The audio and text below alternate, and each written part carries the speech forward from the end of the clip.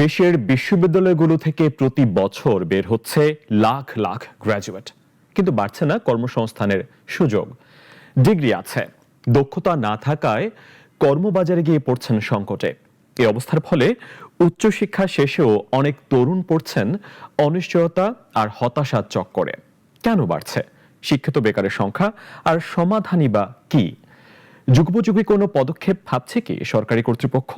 মুনিয়া জ্যোতির প্রতিবেদনে বিস্তারিত। সার্টিফিকেট ডিগ্রির সংখ্যা বাড়ছে, কিন্তু বাড়ছে না কর্মসংস্থান। ফলে উচ্চশিক্ষার পরও চাকরির বাজারে জায়গা মিলছে না লাখো তরুণের। বিশ্ববিদ্যালয় মঞ্জুরি কমিশনের তথ্য বলছে, প্রতি বছর দেশের বিশ্ববিদ্যালয়গুলো থেকে প্রায় 6 লাখ শিক্ষার্থী স্নাতক সম্পন্ন করছে। একই সময়ে উচ্চশিক্ষায় অধ্যয়নরত শিক্ষার্থীর সংখ্যা 50 লাখেরও বেশি। বিপরীতে সম্প্রসারিত কর্মসংস্থানের হার কি, তা নিয়ে নেই কোনো পরিসংখ্যান। বিশ্ববিদ্যালয়ের সংখ্যা বেড়েছে, কিন্তু একাডেমি ইন্ডাস্ট্রি রিলেশনশিপ বাড়েনি।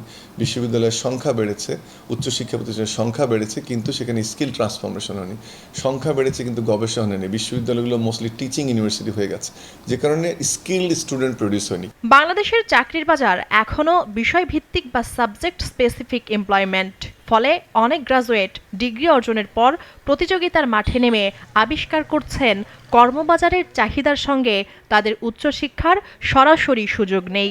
আমাদের দেশে বিশ্ববিদ্যালয় যেগুলো আছে সেগুলোর কমিশন আছে এবং নানা ধরনের কমিটি আছে। এটা কমিটি থাকা উচিত। উন্নত দেশে কিন্তু কমিটি আছে, এবং সেই কমিটিগুলোতে যারা আমরা ইন্ডাস্ট্রিতে কাজ করি তাদের আসলে সংযুক্তি করা উচিত।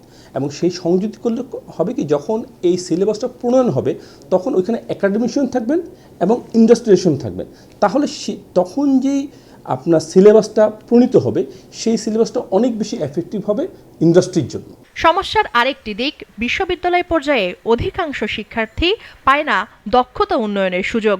যোগাযোগ দক্ষতা, প্রযুক্তি জ্ঞান, সমস্যা সমাধান, নেতৃত্ব কিংবা পেশাগত খাত সম্পর্কে হাতে কলমের অভিজ্ঞতা। এখন যেহেতু ডিজিটাল যুগ, আপনার ডিজিটাল লিটারেসিটা কেমন আছে? মনে করেন যে আপনি আপনার কম্পিউটার জ্ঞান, তারপর ডাটা ব্যবস্থাপনা ও এআই ভিত্তিক যে টুলস, এগুলোকে আপনি কীভাবে ব্যবহার করতে পারেন। মানব সম্পদ বিশেষজ্ঞদের মতে এই সংকট কাটাতে প্রয়োজন কার্যকর মেন্টরশিপ সংস্কৃতি, যাতে তারা আগেভাগেই বুঝতে পারে চাকরির বাজারের বাস্তব চাহিদা। আমাদের দেশে মেন্টরশিপের কোনো কিন্তু আপনি শুনছেন আমি জানি না, মেন্টরশিপ শুনছেন?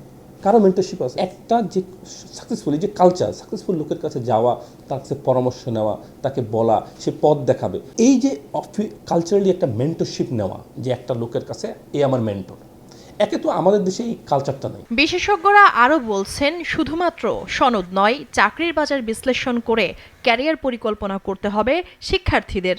তাদের জন্য একটাই সাজেশন যে আপনি জব মার্কেটটাকে অ্যানালাইসিস করেন। এই অ্যানালাইসিস থেকে যখন দেখবেন যে আপনার সাবজেক্ট একটা নিশ মার্কেটের সেগমেন্টে পড়ে গেছে, তখন কিন্তু আপনাকে এক্সট্রা কিছু অ্যাক্টিভিটিস বা এক্সট্রা কিছু কোর্স বা কারিকুলামের সাথে অন্তর্ভুক্ত হতে হবে নিজেকে। ইন্টার্নশিপ, স্বেচ্ছাসেবামূলক কাজ এবং দক্ষতা উন্নয়নমূলক প্রশিক্ষণে অংশগ্রহণ এখন আর বাড়তি যোগ্যতা নয়, বরং প্রয়োজনীয় শর্ত।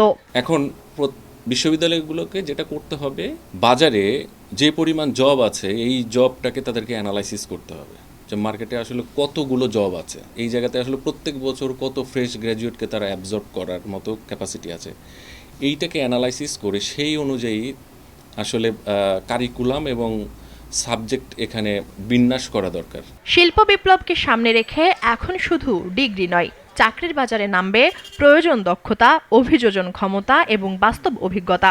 অন্যথায় কেবল বিশ্ববিদ্যালয় সনদ হাতে নিয়েও কর্মসংস্থানের দৌড়ে পিছিয়ে পড়ার ঝুঁকি থেকেই যাবে। মুনিয়া জ্যোতি, নাগরিক, ঢাকা।